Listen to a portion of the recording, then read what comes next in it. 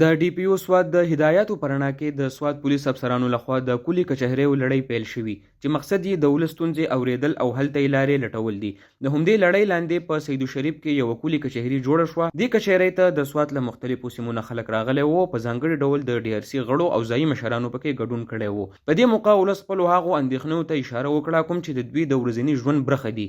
خلکو شکایت وکړ چې ځنګلونه په بېدردۍ سره پرې کیږي، کوم چې نه یوازې چاپیریال ته زیان رسوي بلکې قانوني ستونزې هم پیدا کوي. دغه شان د ځوانانو په اوور ویلینګ، د ټرافیک ګډوډي، د سړکونو بندیدلو ته اشاره هم وشوه چې خلکو ته یې سختې ستونزې جوړې کړې دي. بله مهمه مسله چې خلکو راپورته کړه هغه د نشه یي توکو پراخېدل وو. خلکو اندېښنه وښوده چې دا نشه یي توکي لکه آیس، چرس او نور نشه یي مواد زموږ نوی نسل تباهۍ سره مخ کوي. خلکو زیاته کړه چې زر تر زره دې زموږ د دې ستونزو حل راوویستی شي. په دې غونډه کې اس پی لوور سوات غلام صادق، ډي اس پي حبیب شاه او اس ایچ او روشن علي ګډون کړی و. دغه افسرانو د ولس خبرې په غور واورېدې، خپل نظرونه یې شریک کړل او باور یې ورکړ چې په دې شکایتونو به زر تر زره کار شروع کړلی شي او هڅه به کوي چې د دې ستونزو د حل لپاره به سنجیده ګامونه پورته کړي. د کلي کچهرۍ هدف دا و چې ولس ته دا احساس ورکړل شي چې دوی یوازې نه دي او پولیس د دوی ستونزو ته جوړ پام لري. په اخره کې ځایي خلکو د پولیسو ادارې څخه مننه وکړه. په ځانګړي ډول د سیدو شریف تاڼې اس ایچ او روشن علي ته د خلکو لخوا ځانګړې مننه وشوه. خلکو دا وویل چې د روشن علي په موجودیت کې د نشه یي توکو استعمال کې ښکاره کمی راغلی او د هغه هڅې د قدر وړ دي.